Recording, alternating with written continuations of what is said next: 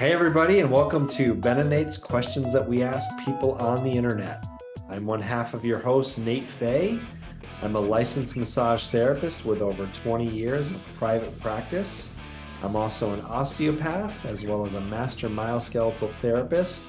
And when I'm not in my private practice, I'm on the road presenting for Eric Dalton and the Freedom from Pain Institute. Hey everyone, I am the other half of your co-host, Ben Stone. I've been a licensed massage therapist for over 20 years. I have a wide range of experience in the massage world, from working as an employee to owning my own massage practice where we employed several massage therapists. I hold the title of Master Myoskeletal Therapist, and I value learning above all else, and that's why I love making this show with Nate. And hey Nate, we have a disclaimer alert. Disclaimer alert, disclaimer alert. The opinions and views shared on the Nate and Ben Show are our own and do not represent the opinions of any other person or organization that we may be affiliated with, work for, or contract with. The main purpose of this show is for entertainment and education, and if you feel that you are entertained or educated in any way, please let us know. Thanks for joining us this week for a very special episode number 10. I think this is our bronze episode, and in this special episode, we have our good friend all the way from Connecticut, Michelle Quigley, joining us. Everybody welcome Michelle. Cue applause. Hey, Ben, before we get into this week's question, as you know, this is Ben and Nate's Questions That We Ask People on the Internet. The official question I always like to ask, what's the best thing that happened to you this week? What's the best thing that happened with Ben this week? Well, it snowed here and it kind of shut down the city for a couple days, which it shouldn't have. But, I got a little time off. So I got some Ben time. So that was a good thing that happened to me. What's the best thing that happened to you this week, Nate? How much snow did you get? We got about 6 inches. I think we got about 8 to 10 here, and it didn't shut anything down. So we just had it from Saturday to Sunday. Let's see. Best thing that happened to me this week. Well, back full tilt with my practice after a good week and a half off between the holidays. My son turned 14 last week, and him and I had a very special father and son trip to Pennsylvania over the weekend. So I think that was the highlight of my week. And hey, Michelle, since Ben and I ask each other that question, what's the best thing that happened to you this past week? I started an 18-day meditation class online with my master, my Qigong master, and it's been so powerful. We're on day 5, and I cannot believe the changes that are happening in my life. I'm just speechless. Like, it's just created this flow in me. And I'm inspired, and I'm thinking up all these things I want to do, and I'm doing them. And even my stepson said to me yesterday, "You seem different. What's going on? You seem much happier." And I was like, "Yeah, I am." So that's the best thing that's happened to me this week. That's amazing. Yeah. Being that you're our special guest this week, Michelle, why don't you tell our audience of 10,000 listeners tell us a little bit about yourself.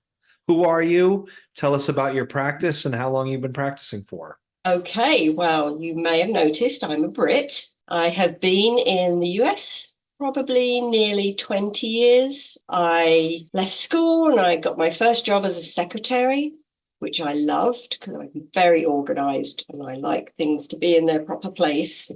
Then I had kids. I was a stay-at-home mom, which I loved. And then I was like, what am I going to do with myself when the kids are at school? Going through some personal stuff. And my therapist said, go get a massage. You need to put something back in. And by accident, I met this woman who did massage. And then she said, have you ever heard of Reiki? And I was like, no.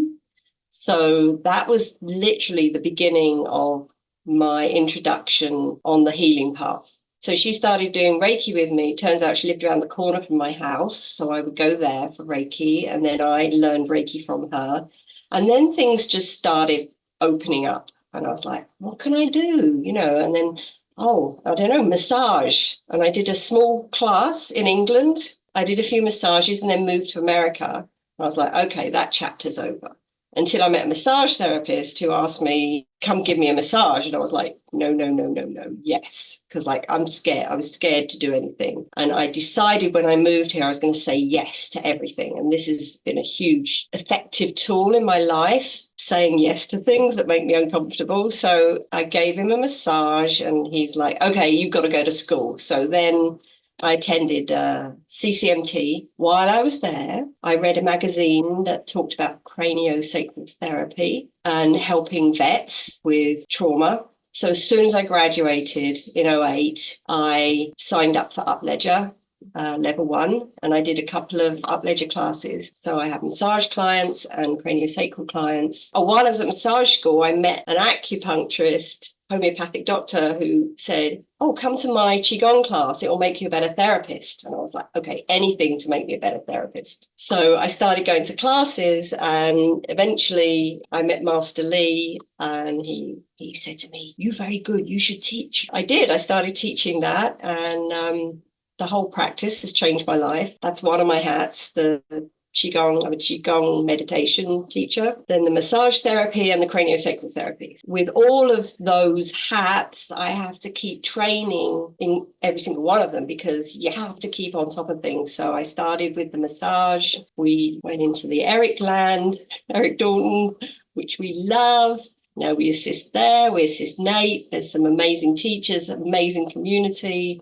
My business has exploded with using these techniques, but I can also kind of switch to the other stuff with the trauma work, with the craniosacral. Yeah, it's just, I love my work. Love it. Great story. One of the things that we like doing here, besides asking people questions on the internet, is occasionally having a guest on our show to keep our listeners. This is a massage podcast, isn't that right, Ben? This is a massage podcast. And, listening to Michelle's story, I have so many questions I want to ask her. I feel like we should have an episode just about Michelle and not even other questions that we ask people on the internet. I think that's a good idea. We had a special guest for episode 5, and I think part of this is that, keeping other massage therapists inspired out there. So that's it's pretty inspiring to hear, Michelle. That's awesome. Cool. So Ben, we have a question that we asked on the internet. Why don't you tell our listeners what it was this week? That's right, Nate. And this is where we read the question. Here it is, straight off the presses. Ben and Nate have a question. What makes an industry leader? What qualities do you think a leader should have? And that's what we're going to talk about this episode in Ben and Nate's Questions We Ask People on the Internet. Episode 10, what makes an industry leader? So we posed that question on the internet, and I was thinking about, I started to hear, we've heard that word over the years, right? And I started to hear it a little bit more, and I thought to myself, what makes an industry leader? What would be the definition of that? What qualities might an industry leader have? Who designates them, or are they self-designated industry leaders? So that's what I was thinking about when I asked that question. We had a few answers to that. Michelle, let's start with you. What do you think makes up an industry leader? So there are some really obvious traits that people need to have: communication, innovation, creativity. I kind of started thinking about how I feel, putting myself out there, and I feel like you have to be brave. You have to have courage to take what you feel is something worth passing on, and then creating it, developing it, designing it, and being able to present it and share it with everyone. I mean, that's a big, courageous step to put yourself out there. So I think courage is something I see in others. Passion, like really being passionate about the work they're showcasing and sharing, but also someone who, I think it's someone who doesn't seek out to be a leader, but it just naturally evolved. They just naturally evolve into that role. And that person is usually very humble and kind and open and very able to communicate and connect with people. I like what you said about being brave. Mm. What's a good takeaway from that? I like the word brave, and I think about this. Can you be a leader if you're not influencing people? So you have to have someone to influence in some way, shape, or form. And where do you do that influencing if you're not being brave and putting yourself out there in front of someone or something? I think one of the things that Michelle said, in regards to being brave struck a chord with me. We've all heard the term imposter syndrome. And I think there's probably a lot of folks out there that have a lot to offer that perhaps never jump out into the public and never start to give what they have to give for fear of perhaps fear of being critiqued, fear of being insulted, whatever the case might be. So there is definitely an aspect of bravery to take that first step to start putting yourself out there, and perhaps that's where the fundamentals of becoming a industry leader might start. And what about the fear of being wrong? I think that's a big one too. Well, interesting, and I think we'll circle back to this, but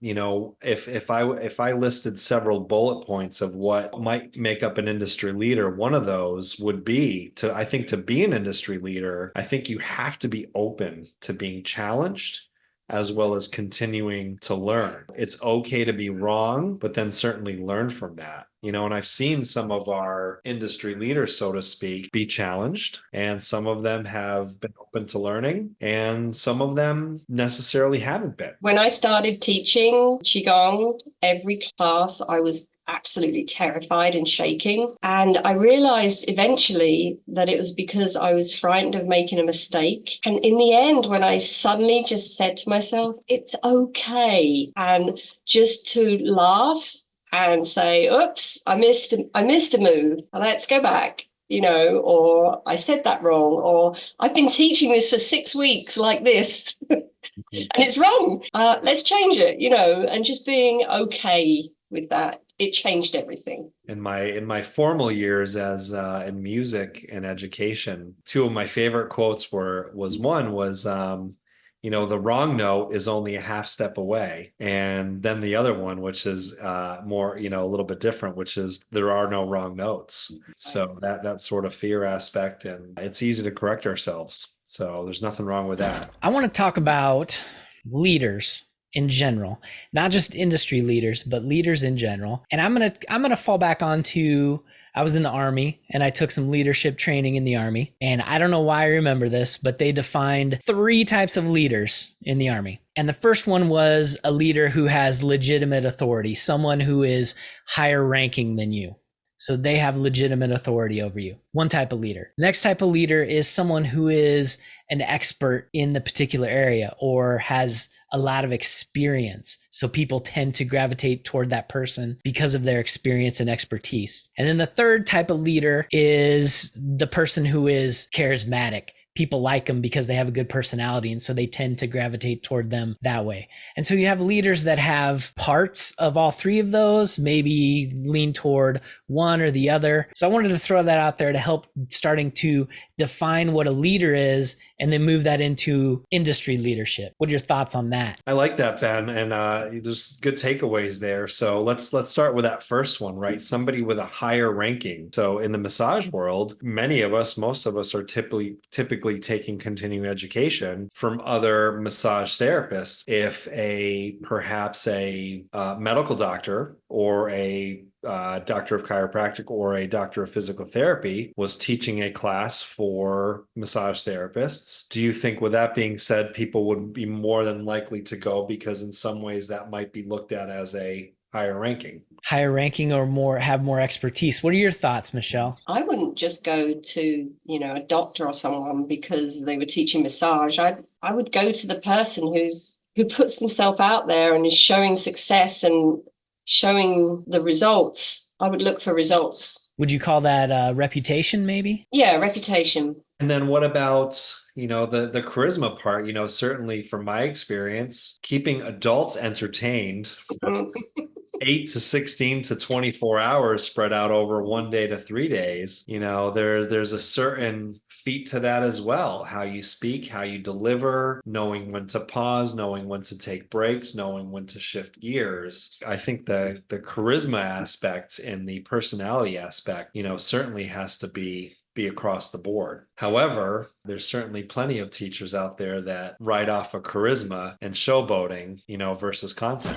I have so many questions that are just running through my head. When we think about leaders in the massage industry, what are the industry leaders doing? Would you say that they are in educational positions? They are creating educational workshops? Is that what industry leaders are doing? Or who are the leaders? What are the leaders doing in the massage industry? I think, why don't we do this, Ben? Why don't we each maybe give a couple bullet points what we actually feel makes up an industry leader? Like, how would we actually define that? Somebody that's embodying, one of the answers was somebody that embodies the industry. Somebody that is gathering people together and holding classes. How about somebody that stays current? I think the three of us know this here. I would say certainly in the past 8 years, I mean, research in the massage and manual field has just been, tremendous, particularly with pain and pain science and different, models that Ben and I have discussed before.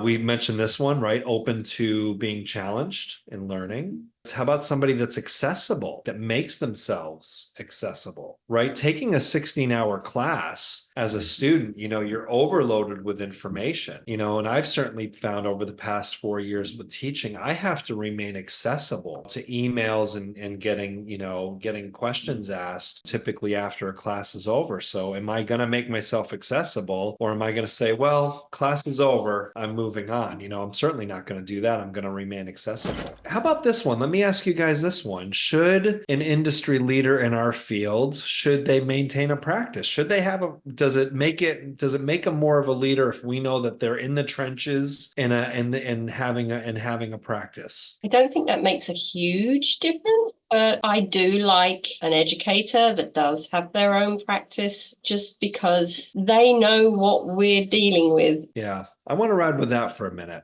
Ben, what do you think about that? Do you think somebody that's out there that's deemed an industry leader should be in the trenches like we are and upholding some sort of private practice? I think at some point they have been there and done that and then evolved into a position where they are influencing others.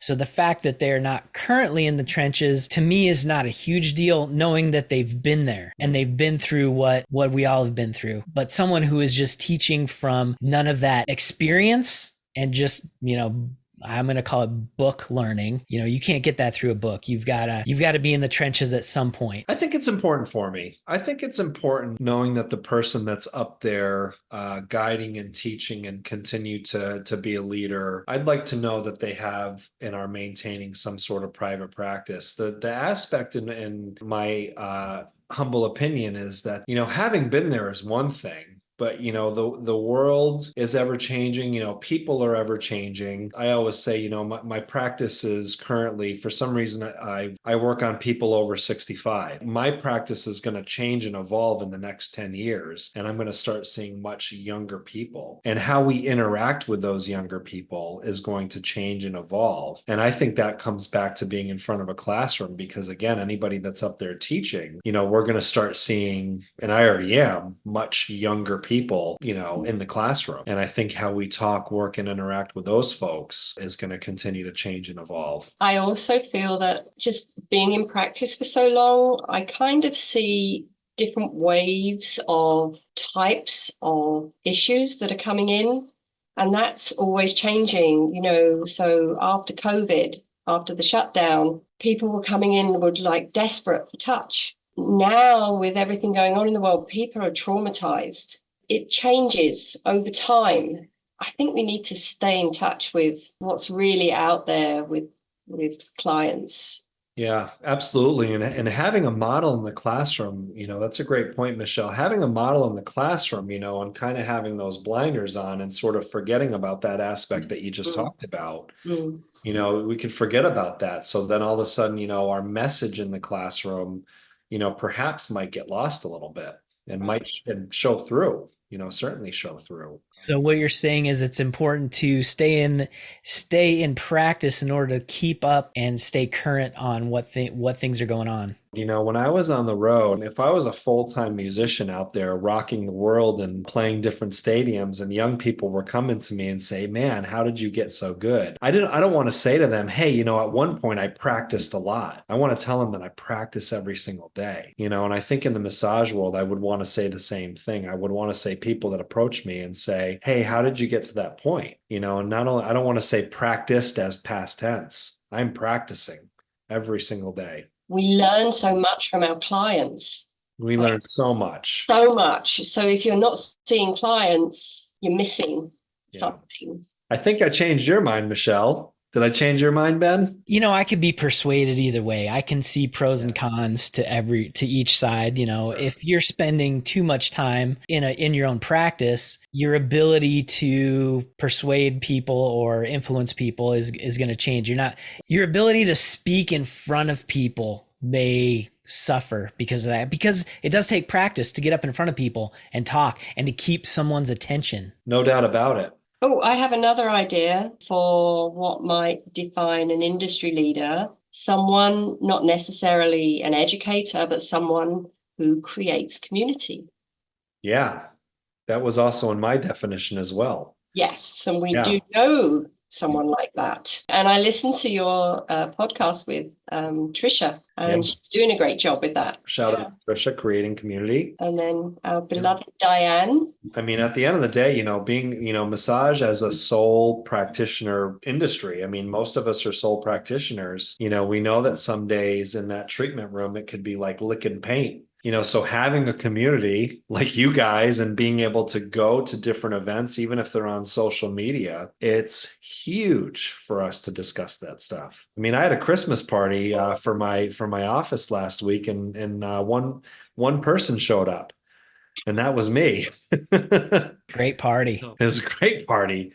But with that being said, right? How are you creating community, getting out there? So you mentioned our good friend, the massage mentor, Diane Makowski. Let's add a couple names to that. This would be a good time to do that. Diane, Trisha Gilbert, right out of Texas. I think she's doing a good job out of that. I feel a little biased here, but the myoskeletal alignment community has really taken off globally over the years between such a great community. Social media and showing up and having these big get-togethers, and so that I don't know what you're talking about, Nate, about feeling lonely as a sole practitioner.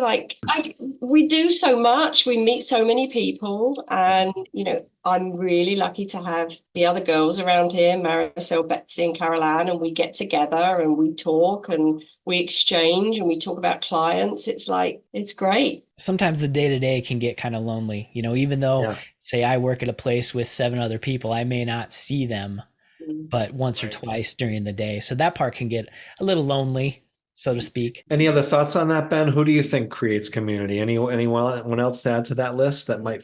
A lot of the educators tend to create their own communities. Some are better at it than others. One that I'm thinking that's I'm going to call it a little more obscure is the massage sloth. Do you know this guy? I've heard of him. I don't know him. He's got a pretty good community that he has created. And at some point I feel like the Ben and Nate show could create some type of community. We're just getting started, but I think we can get there. Hey, with that being said, now's the time for a shameless plug, Ben. We're on Apple Podcasts and Spotify now. You could take Ben and Nate with you in your long car rides. Congratulations. We're getting somewhere. Had another thought about industry leaders, and we've been kind of referencing, I'm going to call them more national type leaders. And I wanted to kind of bring it a little bit smaller, kind of like what Trish is doing, but also get a shout out to those educators that are in schools.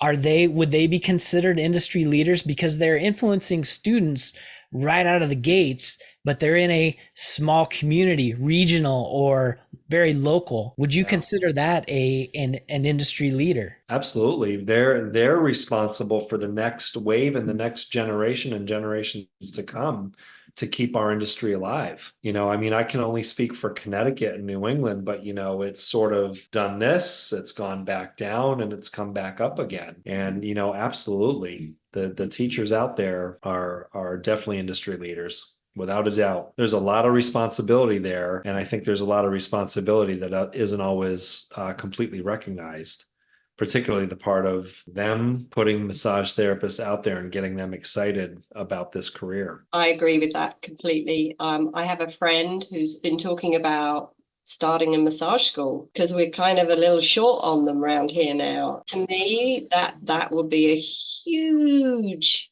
courageous step. To me, that's truly an industry leader right there. I love that, Ben. I hadn't even thought of that in my definition. And that was there you go, buddy. Hitting nails with 10-pound hammers. That's why I'm in the office. That's why you're in the office. By the way, I not to go backwards here, but I want to just give a shout out too to our neighbors to the north, our friends up in Canada, Scott Darnell, creating community up there and keeping massage very much alive in Canada with all the events and festivals and media that he's putting out up there. Don't you think some people are just drawn to create a community? Because didn't he do some kind of radio show about dogs back in the day? Yeah, I think he still does it. Yeah. He's a cool guy. He's a great guy. And he's just fun to hang out with, and you just want to be around him. So it doesn't matter what he's got going on, whether it's massage or dogs or whatever. I just want to be part of his community. I like what Scott always says. Every time I see Scott, he says that he's the Barnum and Bailey of the massage world. And I think that's fitting. So let's talk about who would embody, and by the way, for those of you that are listening, if we didn't say your name, please don't cry in your soup. We're not leaving anybody out on purpose.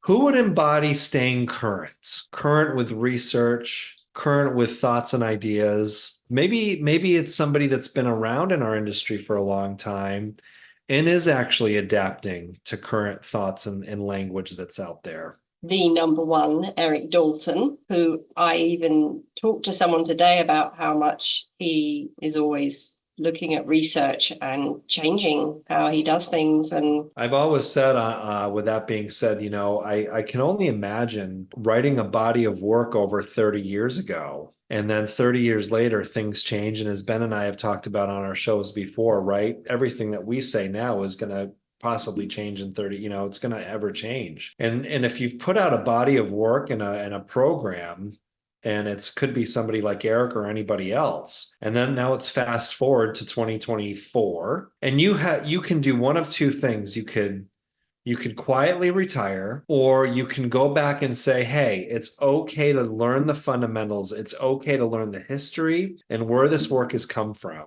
And I think it's really admirable for Eric and folks like Eric that have gone back and are staying current and talking about their work a little bit differently. Ben and I talked about this on one of our last shows.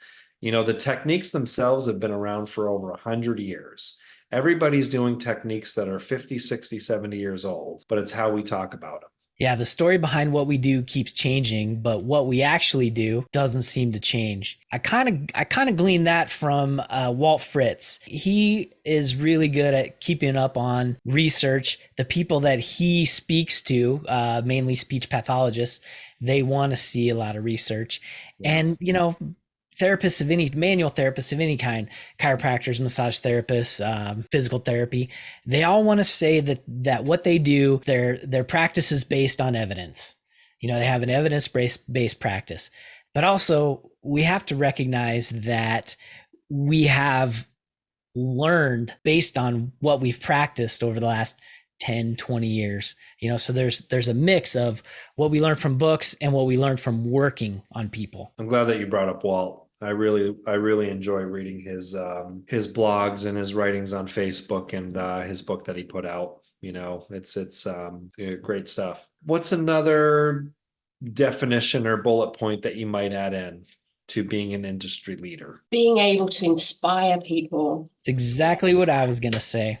Inspire and motivate people to go beyond where they're at now and just reach? Being able to see in someone the potential and show them, to give them the courage to do what they can't see themselves. And how does that come out from an educator? Or is there anyone in particular, you don't have to name names, but do you know anyone in particular that has done that for you, for example? Well, I go back to my story of my Qigong master, who the first time I met him and I did a class with him, he said, "You very good, you should teach." And I was like, "What, me?" And then my friend said to me, "He doesn't give compliments, like that's huge." No way did I think I could teach. He said that to me and I've never forgotten it. Hey, Ben, how have you inspired somebody? What's a good story?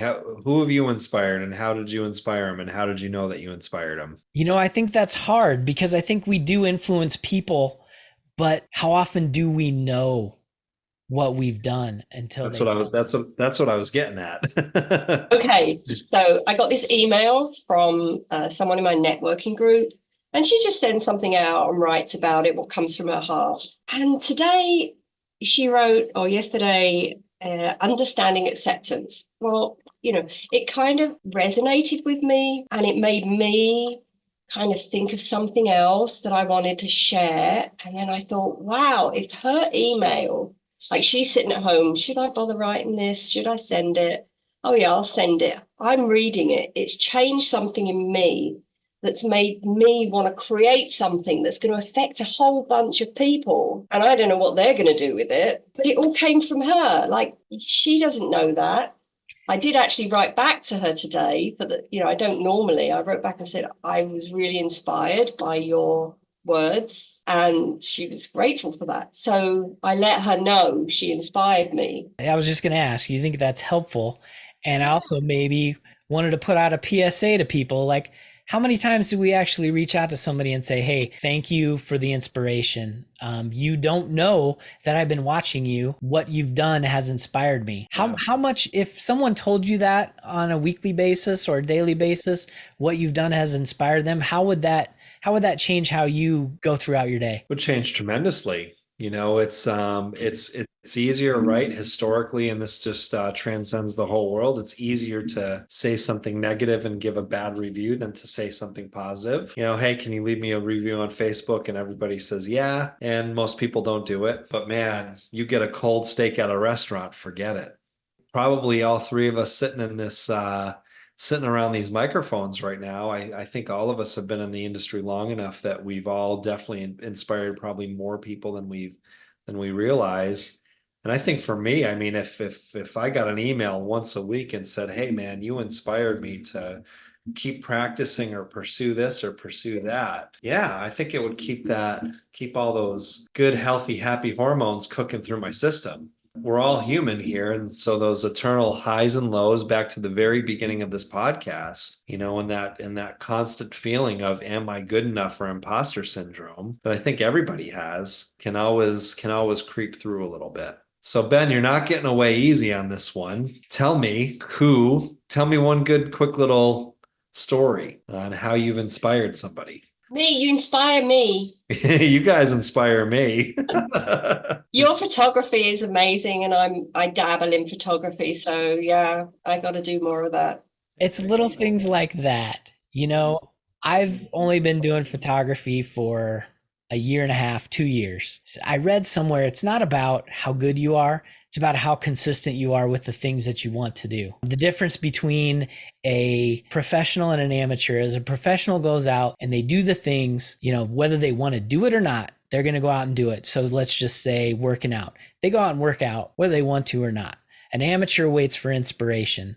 And when's that inspiration going to come? I'll wait till tomorrow. Back to your question, Nate. I have an example of a customer who told me that they were inspired by me to go home and to be nicer to their family because of the work and everything that we talked about during the session one time. Is that what you're looking for? That's amazing. Did I make you happy, Nate? I wanted to answer you. Ben, it's only episode 10. We're not turning into an old married couple, are we? No, I only want to make you happy, Nate. Yes, dear. That's a good story, man. And we talked about pain on our last episode, and pain comes out in all certain ways, and pain can make people angry. So perhaps we don't know if we're inspiring clients, right, by changing their pain, making them feel better. Perhaps they are going home and being kinder to their dogs or their cats or their whatever. Yeah, you think about our touch, and the reach of our touch goes beyond just that person we're working with. We're touching the people that they interact with, the people Yeah. that those people interact with, and it just blossoms from there. I don't want to get too far off topic here, but that's what I like to do something. But one of the questions that I like to ask in my initial consultations in history, who do you have for a support system in your life? Who's supporting you while you have low back pain at home, or a friend or whatever, somebody that you can reach out to?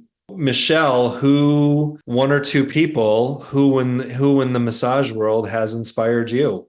You, I paid her to say that. I just feel inspired by everyone I go to classes with. I work with Eric, I work with you, I work with Paul Kelly, I work with Till Lukau. I'm just signed up for another class with him. I just signed up for another class in biodynamic craniosacral, pre and perinatal, and early childhood trauma. I'm going to be doing that in the end of January. Like anyone, I'm inspired by all of these people who stand up there and teach. I'm in awe of them, every single one. How about you, Ben?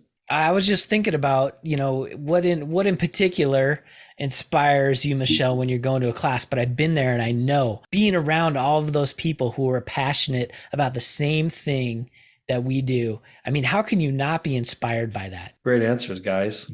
I was thinking about what you said earlier, Ben, about as an industry leader, somebody on a local school level. So I mean, I can think back to some of my earliest teachers at CCMT that inspired me to keep getting to the finish line and get that licensure. And to the first office that I ever worked for several years, and the chiropractor that I worked with, and how he inspired me to grow my practice and sort of fly off into private practice. So it doesn't always have to be these big names, but certainly folks like, again, Eric Dalton, who I always sort of feel indebted to for, the work that he's put out there and has given to me to give to my clients and share with the massage community. And and a lot of these folks, like we've already mentioned, I love these folks that are just out there and teaching us how to change our language with how we work and interact with our clients. And there's a British osteopath who I absolutely love, who's inspiring me, who I'm continuing to study with as well, named Giles Geyer. Great, great, great teacher out of London. Is there anything else that we want to add about industry leaders? I think we covered a lot of aspects of an industry leader, certainly not all of them. It makes me think about, let me just share this with you, Nate and Michelle. There's two fish in the tank, and one looks at the other fish and he says, "Hey, how do you drive this thing?" Is that a dad joke?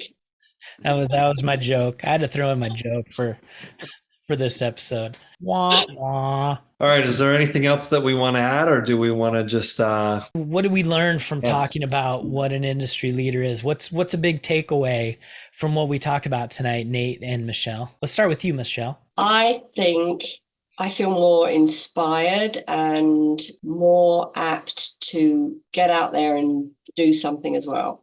My big takeaway for tonight was finding someone to let them know how they have influenced me, because how often do we know when someone has influenced us unless we tell them? How about you, Nate? What's a big takeaway from what we talked about tonight? Two things. I love the reminder about industry leaders on a local level and our homegrown teachers. That was probably one of my favorite things that was talked about tonight.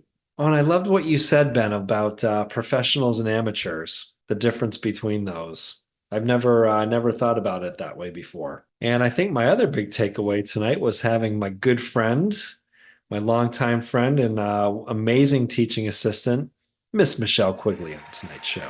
I thank you so much. I really enjoyed being here. I was a bit nervous about it, but I had the best time. So thank you very much. Thank you, Ben. We want to thank everybody for tuning in this week to our very special episode number 10. And Ben, where can people find our show? So you want to look for the questions and interact with us on our Facebook page called Ben and Nate's Questions We Ask People on the Internet. If you want to watch or listen to the show, where can they do that at, Nate? We've got an amazing YouTube channel if you want to see our faces and listen to us. And officially, we are up on Spotify as well as Apple Podcasts. Yay! Hey, we're going to see you on our next episode 11, where we're going to talk about myths and legends in the massage field and urban legends. I think that's going to be a fun one. Awesome. Thanks for watching, everyone. And make sure to tell someone that you watched this and that they need to tell someone else to watch also. See you next time.